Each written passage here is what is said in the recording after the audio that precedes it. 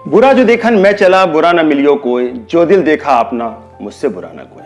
साथियों, ये कहावत आज की वीडियो में कैसे चरितार्थ होगी, ये आपको पूरा वीडियो देखकर ही मालूम चलेगा।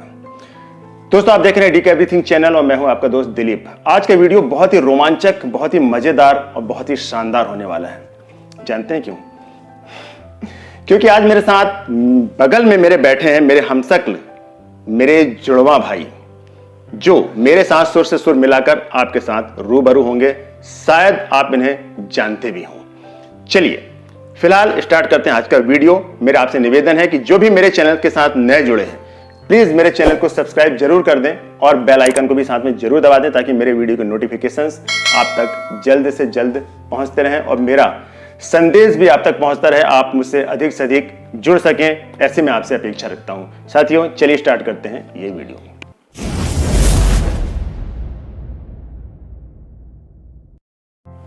पारसी अधिकांशतः उत्तर भारत में निवास करने वाली एक हिंदू जाति है। इसे पूर्वी उत्तर प्रदेश में पारसी और रावत आदि नामों से जाना जाता है। कुछ जगह इन्हें रावत, ठाकुर, सामान्य वर्ग के अंतर रखा गया है। कुछ राज्यों में इन्हें एससी, ओबीसी कैटेगरी में रखा गया है। पारसी का खानदानी काम राज करना या शासन करना है, ये आप अच्छे से जानते हैं, इसलिए इन्हें राजवंशी भी कहा जाता है। पारसी समाज का भारत के विभिन्न क्षेत्रों पर लगभग 600 वर्षों तक बहुत ही प्रभावशाली शासन रहा है। लेकिन यदि पूरे साम्राज्य का आकलन करें, यदि हम उसकी गणना करें, तो यह 8वीं शताब्दी से लेकर के 19वीं शताब्दी तक निर्बाध रूप से काबिज था। अतीत में इस पारसी राजवंश को नागवंश के नाम से जाना जाता था और फिर इसे भारतीय वंश के नाम से भी जाना गया। पारसी समुदाय में अनगिनत राजा महाराजा हुए हैं, जिनकी जीवनी और शासन काल के विषय में मैं समय समय पर वीडियो बना करके आपके सामने लाता रहता हूं और आप उसे पसंद करते हैं, आपका मुझे समर्थन मिलता है। इसके लिए मैं आपका तहे दिल से आभारी हूं। बहरहाल साथियों, हम बात कर रहे हैं पारसी साम्राज्य की। पारसी राजाओं का साम्राज्य भारत में इस्लामी आक्रमणों की वजह से धीरे धीरे नष्ट होता गया।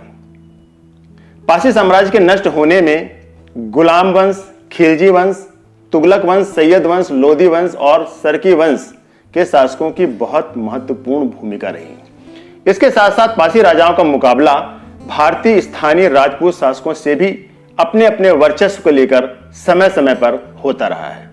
लेकिन तब तक भी पारसी शासकों का शासन पूरी तरह से समाप्त नहीं हुआ था और छोटी छोटी रियासतों के रूप में ये अपनी अपनी जगह काबिज थे। मगर सन 1857 का जो विद्रोह था अंग्रेजों के साथ, साथियों आप जानते होंगे कि उस 1857 के विद्रोह में हमारे पारसी समाज की नायिका वीरांगना उदा देवी पारसी ने अपना बलिदान दिया था, जो ऐतिहासिक है और अद्वितीय है, जो कभी भुलाया नहीं जा सकता। हम ऐसी वीरांगना को तहे दिल से नमन करते हैं। तो साथियों, 1858 के विद्रोह के बाद हमारा पारसी समाज का जो शासन काल था, वो लगभग क्या यूं कह लीजिए कि पूरी तरह से समाप्त हो गया।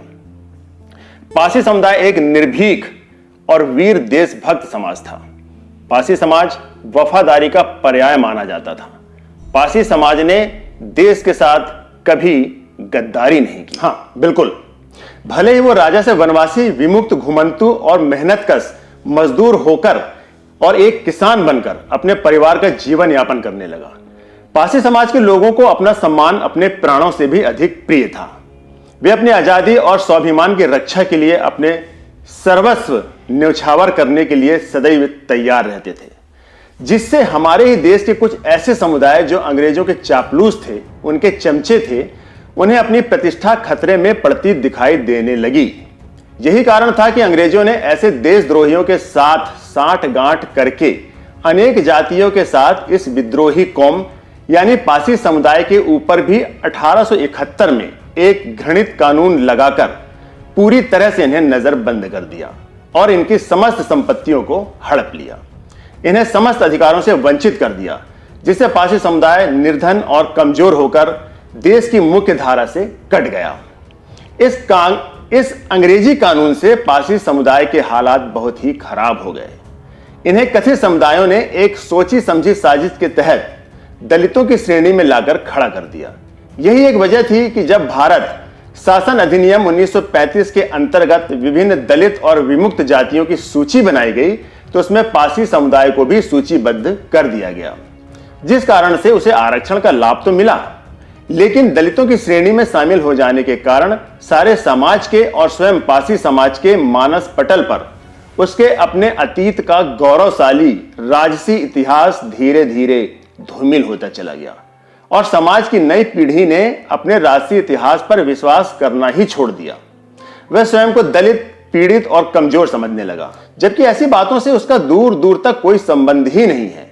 कहने का तात्पर्य यह है कि आज के पारसी की सोच बकरियों के साथ रहने वाले उस शेर की तरह हो गई जो बकरियों की संगत में रहते रहते अपनी दहाड़ और अपनी राजसी शक्ति को भूल चुका है। सही कहा आपने। पारसी समाज को अपने अस्तित्व को भुलाने में कथित अन्य समाजों के साथ साथ पारसी समाज के कुछ कुर्सी के लालची नेताओं की भी अच्छी खासी भूमिका रही है।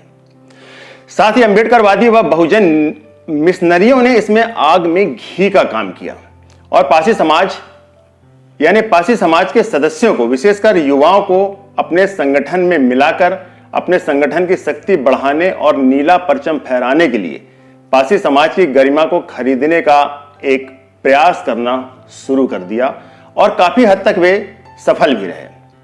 बड़े दुख और शर्म की बात यह है कि कथित नेतागण और पारसी समाज के कुछ नासमझ लोग यानी कुछ मासूम लोग बिना सोचे समझे अपने समाज के यथार्थ को जाने बिना ऐसे तत्वों के बहकावे में आ भी गए हैं। आज हमारी नई पीढ़ी ने यानी हमारी नई पीढ़ी के बहुतेरे ऐसे युवा हैं जो राजनीति में उतरना चाहते हैं या उतरे हैं, लेकिन वो भी लकीर के फकीर ही बन गए हैं और बिना जाने समझे बहुजन मिशनरियों के कुचक्र का शिकार बनते जा रहे हैं। वहीं दूसरी ओर कुछ ही गिने चुने जागरूक पारसी समाज के वरिष्ठ और नौजवान ऐसे हैं जो हमारे पारसी समाज को जागरूक करने का प्रयास निरंतर कर रहे हैं, जी जान लगाकर कर रहे हैं।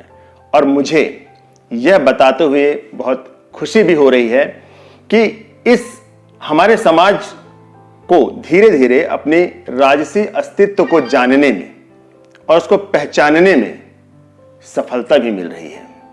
मैं उन सभी वीर सुशिक्षित और जागरूक पारसी भाइयों का हृदय से आभारी हूं जो मेरे इस अथक प्रयास में मेरा साथ दे रहे हैं, मेरे साथ कदम से कदम मिलाकर चल रहे हैं। साथियों, मैं आपसे उम्मीद करता हूं, आपसे आशा करता हूं कि जो भी अब तक मेरे चैनल के साथ नहीं जुड़े हैं वे प्लीज अधिक से अधिक मेरे चैनल के साथ जुड़ जाएं, क्योंकि मेरा उद्देश्य यदि उन्हें समझ में आता है, यदि समझ में आता है और मैं समझाने का जो प्रयास कर रहा हूं आप तक, मेरी जो सूचनाएं हैं, मेरे जो उद्देश्य है, यदि आप तक पहुंचता है तो ये मेरे लिए बड़ी खुशी की बात होगी। और मेरे उद्देश्य को समझकर आप मेरे साथ कंधे से कंधा मिलाकर यदि चलते हैं तो मुझे बड़ी खुशी होगी और हमारे पारसी समाज को यदि हम उत्थान की ओर ले जाने का एक प्रयास करते हैं और उस प्रयास में हमें थोड़ी सी भी सफलता मिलती है तो यह हमारे लिए बहुत ही गर्व का विषय होगा। और साथियों, मैं आपसे निवेदन करता हूं कि अपने पारसी समाज के वैभव को फिर से वापस लाने के इस मिशन में आप मेरा साथ जरूर देंगे।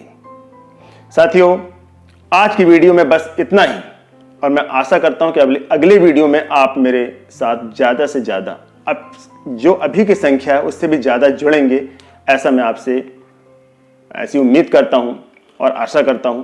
साथियों, आज की वीडियो में बस इतना ही। अगले वीडियो में ऐसे ही एक शानदार वीडियो पारसी समाज की वीडियो को लेकर आपसे फिर मुलाकात होगी।